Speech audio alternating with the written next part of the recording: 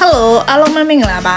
ဒီနေ့ vlog လေးကတော့ချုပ်ကျင်းမှာရှိတဲ့ကမ္ဘာအကြီးဆုံး granite စံချိန်တင်ထားတဲ့ဟော့ပေါ်ကိုသွားဆမှာဖြစ်ပါတယ်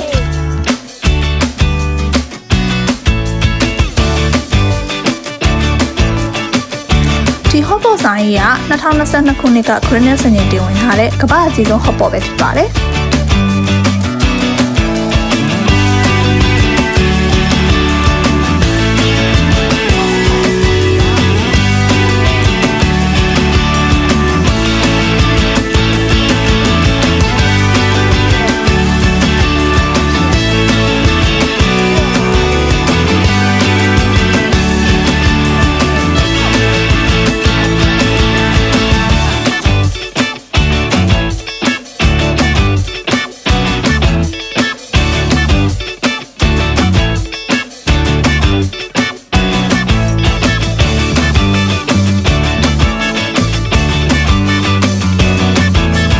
မိုးစီသွားတဲ့အချိန်ကညနေ3 နာရီခွဲ4 နာရီဖြစ်တဲ့အတွက်လူလေးတော်တော်ရှင်းပါတယ်။ဒါတော့မှကိုထိုင်နေတဲ့နေရာကိုမရခဲ့ဘူးပေါ့နော်။booking ယူပြီးကမှသွားလို့ရမယ်နေရာမျိုးပေါ့နော်။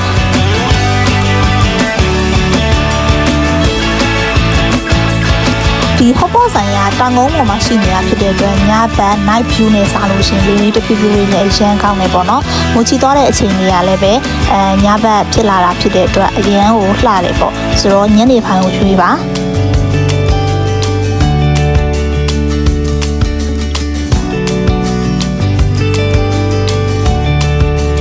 ပြီးတော့ခြုံချင်းဘီယာနဲ့ဟော့ပေါ်ကအရန်လိုက်ဖက်တယ်ဆိုတော့မိုးချီတို့အကြိုက်ပဲပေါ့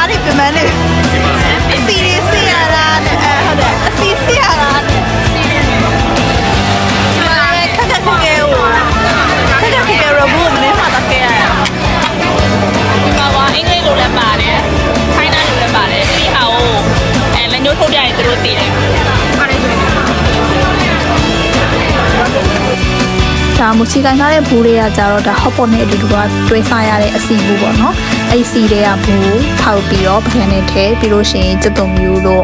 နနမီနုံမြုပ်ပြီးတော့လည်းရှောပြီးတော့မှုေပြီးတော့ဟော့ပေါ်တွေမှာရှိတဲ့အသားတွေနဲ့နေပြီးတော့စားလို့ရတဲ့အစီပေါ့နော်အဲ့ဒီမှာရှိတဲ့ vinegar တို့အချင်းကိုကြိုက်တဲ့အရာသာကိုဆက်ပြီးတော့စားလို့ရှိရင်တော်တော်လေးထိမိခုပြပါတယ်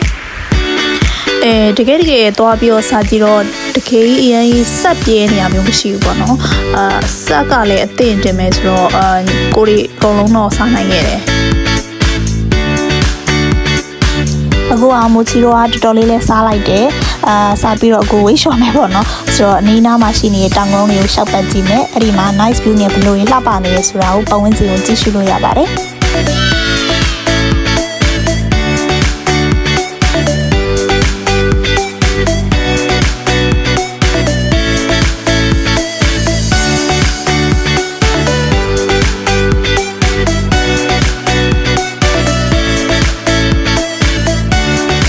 ကေဝီကိုကညာပိုင်းစားကျင်နေပေါ့နော်ဒီ nice view နဲ့ကြည့်ပြီးတော့စားကျင်နေဆိုလို့ရှိရင်တခါတည်း booking လုပ်ထားကောင်းတယ်ပေါ့နော်မိုချီတို့ကကျတော့ booking လုပ်ပြီးတော့မသွားတော့ဘူးဒီတိုင်းပဲသွားလိုက်တာစောစောခုံမရမှာဆိုလို့ပေါ့နော်အကေဝီကိုကတရုတ်စကားမပြောတတ်ဘူးဆိုလို့ရှိရင်လည်းပဲကိုတဲတဲ့ hotel ကိုလှမ်းပြီးတော့ပုတ်လုပ်ခိုင်းလိုက်ပေါ့နော်ဘယ်နေရောက်ဘယ်နေဘယ်အချိန်မှာစားပါမယ်ဆိုရင်ဒါဆိုရင်တို့ကဒီမှာ booking လုပ်ပြီးတော့ကိုကြိုက်တဲ့နေရာမှာထိုင်လို့ရပါတယ်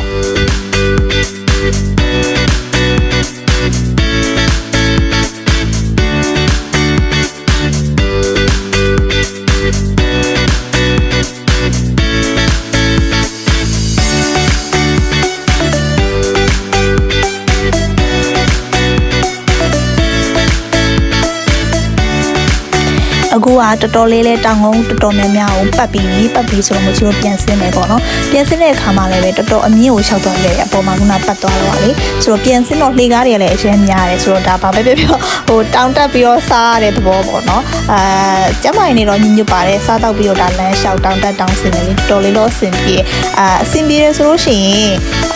စောင်းတွင်းလိုမျိုးနေရပေါ့နော်စောင်းတွင်းလိုအချိန်ခေါင်သွားတာပို့ပြီးတော့ကောင်းတယ်ဟော့ပေါ်ကပူပူလေးစားရတာဖြစ်တဲ့အတွက်အေးရရသေးတယ်ဆိုအရင်အောင် match ဖြစ်တယ်လို့ထင်တယ်ဆိုတော့စောင်းတွင်းရတော့တကယ် recommend ပါမိုချီရိုအချိန်သွားလိုက်တော့အလစ်တဲလေးတော့အေးတာလေးလို့ကြံနေတယ်